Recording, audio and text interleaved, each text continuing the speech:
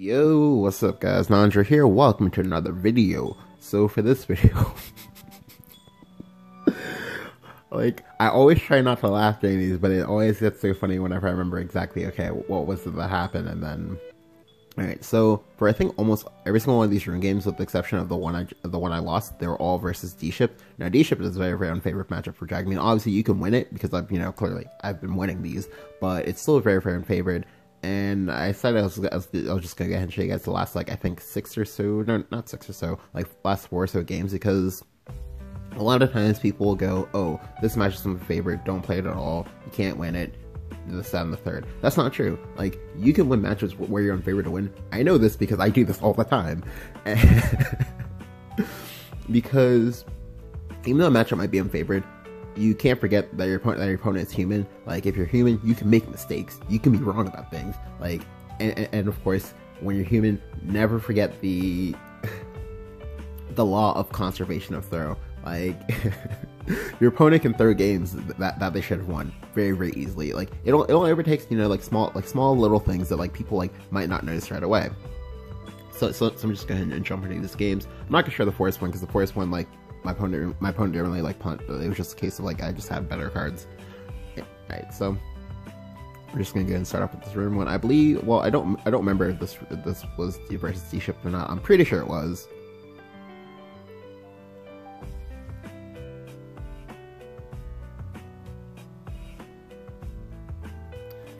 Alright, now let me go and clarify one thing. Like, even though I said that this is, like, an unfair matchup, like, I am on Storm Dragon, which does help make it a little bit more even. Now, again, I can still lose. Like, if I mulligan badly, if I don't draw the right part of my deck, I can still lose. Like, for example, Humpty Dumpty. That's not a card you want to see versus D-Shift.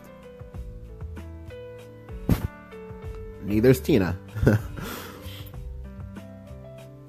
Alright, so he plays inside on 1, so I know he's D-Shipped. He's either D-Shipped or he's Daria. Like, I have been versus some Daria players, but, yeah. So I just go ahead and Oracle here. Here, he goes for the Conjure Golem. Now, initially, I was going to just, play, like, probably my Tina into it, because the Tina had a 4 HP. But I get the Blazing Breath and just go for that instead. Now here, my opponent Wind Blast. Now, you might be wondering, okay, why did he do that? No, the Wind Blast is actually very, very good because, like, I've already ramped once, so if he Wind Blast there, it doesn't matter because, like, if I was gonna forever, I was gonna forever either way. But at least this way, I don't have a creature in play, and I can't, like, smack him in the face for some damage. Now, that Wind Blast was very, very detrimental for me because now I have to throw out this Tina here. I know this Tina's gonna die, but I have to do it. Like, I don't have a choice. And my hand is looking quite trash. Like, I don't have ramp, I don't have storm. That's not a good combination. That's not a good combination of cards to not have in this matchup. Well, just in general. But then here, my opponent kaleidoscopes this and, like, shit. So I just have to keep throwing out Humpty Dumpty, like, and just, hopefully something happens. Hopefully my opponent does something bad that I can capitalize on. But it's looking unlikely because he's drawing some cards. Whew. And then here he goes Levi. He now has 2 fireballs in hand, so at any point in time I have to be very, very careful because, like, I'm effectively at 13 HP. And then here he plays with the Golem Assault as well. So now he has wards on top of that, so even if I can get through, it might not matter. Alright, so here, this turn's important. Here I go Oracle, and then I go Breath of Salamander. Now you might be wondering, why would you go Breath of Salamander here? Like, isn't the Blazing Breath better? No, it's not, because, like, because I have the Israfel in my hand, I can always go Israfel, Evo, Breath of the Salamander, the target, attack, then I'll have a 10-10 Israfel. Having the 10-10 Israfel is very, very important because, like, it makes it much harder for me to be able to kill it. So I just go ahead and just toss in the Breath of the Salamander here.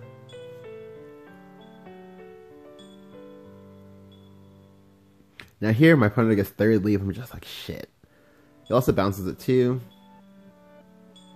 before playing out the Conjure Golem. Okay, and now here, this turn, because I know he has double Crimson Sorcery in his hand, and because he decided to hold on to these ones, I have to force him to use these ones this turn. Like, if he has Fire Embrace, cool, you got me. Like, I wasn't winning this matchup anyway. But if he doesn't and he has to use these fireballs on this, it makes it much more likely that my Israfel is going to stick. If this Israfel sticks, he's in a world of hurt because like the Israfil is also very, very tanky. So I just go ahead and evolve this Lucifer, or sorry, not Lucifer, I go ahead and evolve this Zeus, I go ahead and crack him in the face for 7. Now, best case scenario, he can't clear this, which I already know is not true at all, because I know he has exactly 12 damage in hand. So here he goes Sword Cash, Levi, then double Fireball, boom. But this is good for me because I forced him to use all these resources.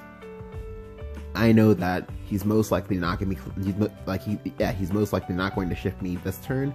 And if he doesn't, that means I can like maybe have a chance. Because now I can just go and hard cast this Israfil. Now a hard cast Israfil is always like a good sign that you're like winning.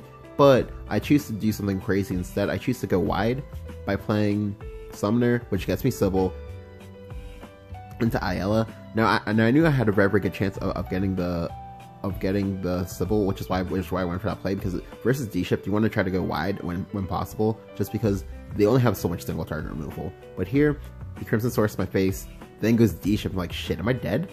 Am I dead? Into Blade Mage, I'm like, no, there's no way he can kill me. And then he goes Daria. So it turns out he was actually Daria shift, and this is weird because like he can't actually kill me. So I don't know why he went for that play. Like I'm assuming he felt pressured and that's why he went for it, but that was not the play to make. Like, but I can still lose. After having started all this, I can still lose because if for some reason he didn't banish a D-Shift, that means that he maybe picked up a 13 mana D-Shift and is now currently spell boosting it. And I'm also at 6, by the way, so yeah, I can still lose. So here I just go and go Israfil, I go for the Evo. Now I was kind of hoping that he'll push this into kill range for Israfil, but unfortunately he does not, which means that he can in fact clear this, and that's not good for me. However, if he doesn't clear it, because you know he did just like draw 5 random cards, or 6 or 7, then that means I win. Most likely. So here he goes Magic Missile at my face, that's not the play. Into Snipe, alright, so that's 2 damage now. Into Blade Mage, so now he needs a 3rd ping. He plays the Daria. Now again, the play was always to, you know, ping this Israfil because you don't know if you can clear it. You don't know if you can clear it, and yeah, like look, he could have cleared it. Realizes that oh well, I'm not gonna win because I just threw off my burn at my opponent's face instead of, you know, using on the Israfil, which I knew that has a very, very strong chance of clearing. So he lost. Like again, I could have easily lost that game. I didn't see any ramp, like, or I lied. I mean, I saw a ramp, but I didn't really see creatures.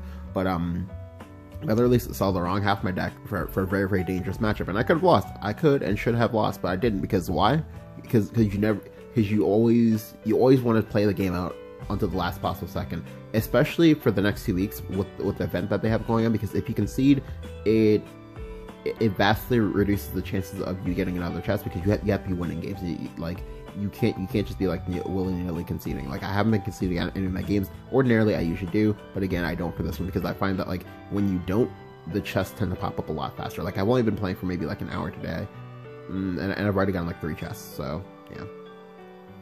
Alright, so on to the next game.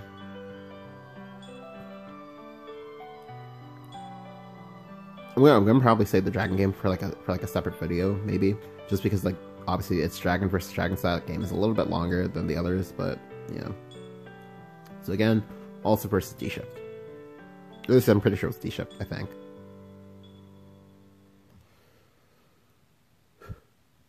Alright, so again. Alright, so this hand is a lot better than the last one.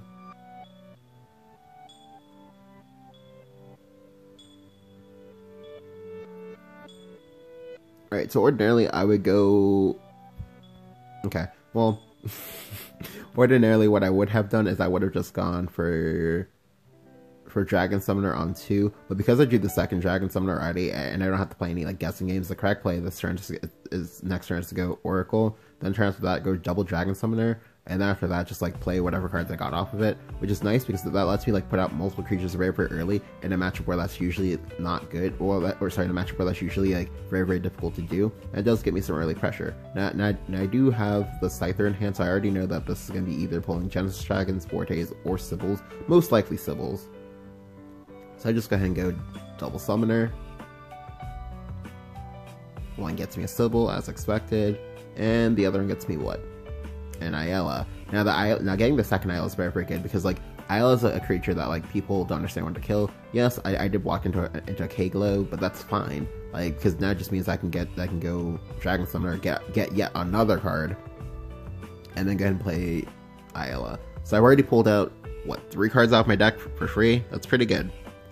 Like because they're all creatures and I know that they all do things, so this is very, very good for me. So here he goes Levi. I believe he piercing runes one of these and then trades into the other one, leaving the Ayala alive, which is good for me. Like, you might not think it, but it's good for me. Alright. So here, this turn, you're going to see something interesting.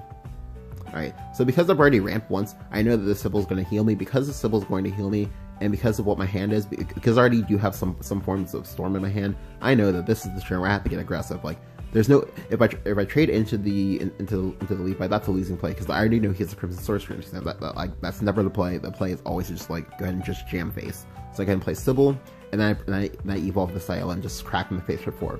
Most likely he's gonna leave up the Ayala because he's afraid of me ramping a second time, which you know he shouldn't be because there's not really much that Dragon can do to you on 9 that they can already do to you on 8.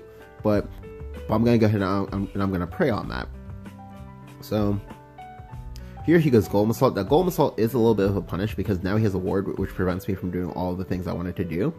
But this is still fine because I know that he's going to do something dumb and I'm going to be able to capitalize off of that. So here he goes for the Golem Assault, Evos, hits me in the face for 4.